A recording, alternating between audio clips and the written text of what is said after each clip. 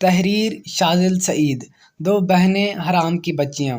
ہمارے قریب کے گاؤں میں دو بہنیں رہتی ہیں جن کی عمر بالترتیب 13 اور 14 یا 14 اور 15 سال ہوگی۔ وہ میرے انتہائی قریبی دوست کی سگی بھانجیاں ہیں۔ ان کی والدہ فوت ہو چکی اور اپنی نانی اماں کے ساتھ رہ رہی ہیں۔ کل میری دوست سے بات ہو رہی تھی تو انہوں نے مجھے بتایا کہ آنٹی، میرے دوست کی والدہ صاحبہ مجھے بہت یاد کرتی ہیں، بلکہ ناراض بھی ہیں کہ میں جب سے باہر گیا ہوں ان سے رابطہ نہیں کیا۔ ان کا شکوہ بھی بجا تھا، مگر میری بھی مجبوری ہے، یہاں ڈیوٹی بہت لمبی ہوتی ہے، میں تو اپنے گھر بھی رابطہ نہیں رکھ پاتا، کجا کی آنٹی سے بات کر سکتا۔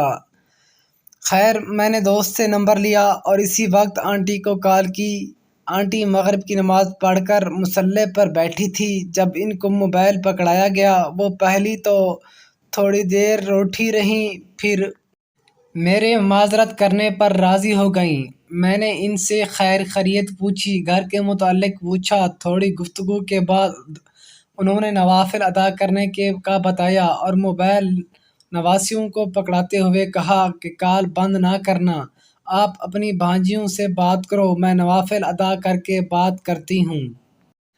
میں نے ان دونوں بہنوں سے بات چیت شروع کر دی اور بات گھومتے گھماتے رمضان اور پھر عید پر پہنچ گئی۔ عید کی شاپنگ کی بات ہوئی تو بچیوں کے چہرے اداس ہو گئے۔ انہوں نے بات کو بدل دیا، کسی اور موضوع پر بات چلی اور پھر اچانک سے چھوٹی بہن نے مجھ سے سوال کیا کہ آپ ہم سے نفرت نہیں ہیں؟ یہ سوال سن کر مجھے عجیب لگا۔ بڑی بہن نے فوراً سے بات بدلنا چاہی، مگر میں ضد پر اڑ گیا تو اس نے بتایا کہ جب سے والدہ صاحبہ فوت ہوئی ہیں، والدہ صاحب نے ہم سے قطع تعلق کر لیا ہے اور ہم کو اپنی اولاد ماننے سے انکار کر دیا ہے۔ یہ بات ہمارے ننیال کے گاؤں میں بھی پتہ چل چکی ہے۔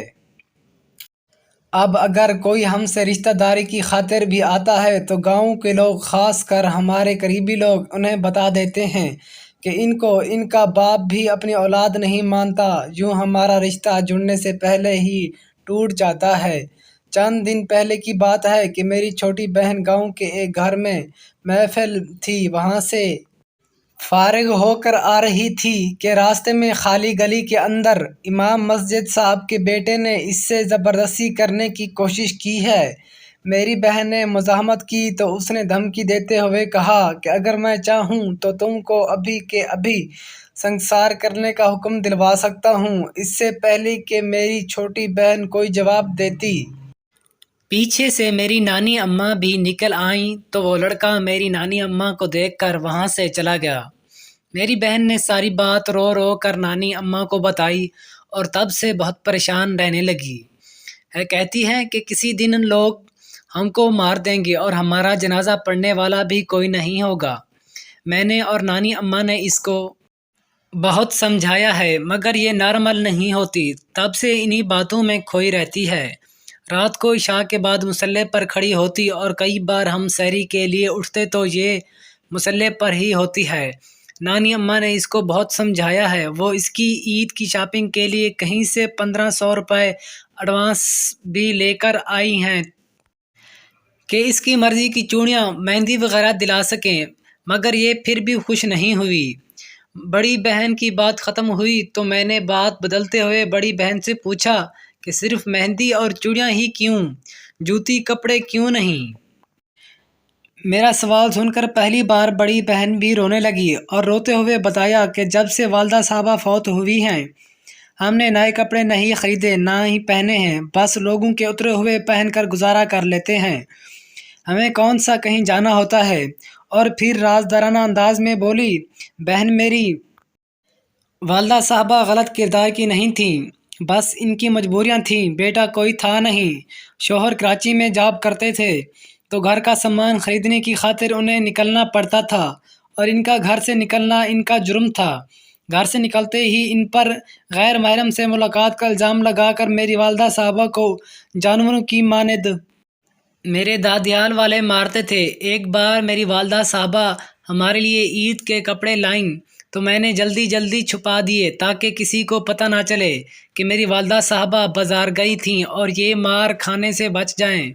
مگر جب کپڑے چھپا چکی اور والدہ صاحبہ کے چھپانے پر ان کی وجہ بتائی تو وہ مسکراتے ہوئے بولیں، بیٹا وہ مار میرے نصیب میں لکھی جا چکی ہے، مجھے بس سے اترتے ہوئے تمہارے دادا نے دیکھ لیا تھا اور پھر واقعہ میری ماں کو اتنا مارا گیا تھا 2 دن بستر نہیں اٹھ سکی تھیں۔ جرم صرف اتنا تھا کہ وہ اپنی بیٹیوں کے نئے کپڑے لائی تھی۔ میں نے محسوس کیا کہ جب بڑی بہن مجھے یہ رودات سنا رہی تھی تو اس کی آنکھوں سے آنسو کی لڑی بہہ رہی تھی، اور پھر اس نے آخری بات کی کہ بھائی مان مر گئی، شوق بھی مر گئے۔ تب تک شاید اس کی نانی اماں نماز پڑھ چکی تھی۔ اس نے خود سنبھالتے ہوئے مجھے بتایا کہ نانی اماں فارغ ہو گئی ہیں اور میں ان کو موبائل دینے لگی ہوں۔ جو ہی آنٹی نے موبائل پکڑا میں نے بنا کوئی بات محسوس کرائے ادھر ادھر کی باتوں کے بعد عید کی شاپنگ کی بات کی تو انہوں نے بتایا کہ اس عید پر شاپنگ نہیں کریں گے کیونکہ میرا بیٹا بہر گیا ہے تو ابھی قرض اتار رہے ہیں، اگلے عید تک انشاءاللہ قرض اتر جائے گا تو تمہاری بھانجیوں کو شاپنگ کروا دوں گی۔ میں نے ان سے کہا کہ آپ کا ایک بیٹا مقروض ہے، دوسرا تو نہیں، اور ساتھ ہی بچیوں کی شاپنگ کے لیے 5,000 روپے بھیجنے کا وعدہ کر لیا۔ آنٹی میری بات سے بہت خوش ہوئیں اور مجھے 20 دعائیں دے ڈالیں۔ میں نے آنٹی کا موڈ خوشگوار بنا کر کال بند کر دی، مگر نہ جانے کیوں بچوں دی جانے والی لفظی اذیت نے میرا دل جکڑ کر رکھا ہوا ہے۔ میں بد زبان لوگوں کو بزور قوت نہیں روک سکتا، مگر قارئین کرام کو کچھ کہنا چاہتا ہوں۔ قارئین کرام کو بتانا چاہتا ہوں کہ خدارا اگر آپ کے ارد گرد کوئی ایسا بچہ ہے تو اس کو حرامی کہہ کر ذہنی اذیت نہ دیں، کیونکہ اسلام کہتا ہے بچہ جس کے بستر پر پیدا ہوگا اس کے نام سے جانا جائے گا، اور اگر ہو سکے تو اپنے ارد گرد ایسے سفید پوش لوگوں کو ڈھونڈ کر اپنی عید کی خوشیوں میں شامل کریں۔ مجھے ان لڑکیوں کی مایوسی دیکھ کر ڈر لگنے لگا ہے کہ ہم جیسے اہل ایمان کے رویے سے متاثر ہو کر کہیں وہ خودکشی نہ کر جائیں۔ میں سسرال والوں اور خاص کر شوہروں سے کہنا چاہتا ہوں کہ خدا کے لیے اپنی بیویوں بہوؤں پر ایسے گھٹیا الزامات نہ لگائیں۔ آپ زبان سے محض الفاظ نکالتے ہیں مگر لڑکی کی پوری زندگی گالی بن جاتی ہے۔ مرد کا بطور باپ یہ حق بالکل بھی نہیں بنتا کہ اگر بیٹا نہ ہو تو بیٹیوں کو اولاد ماننے سے ہی انکار کر دیا جائے۔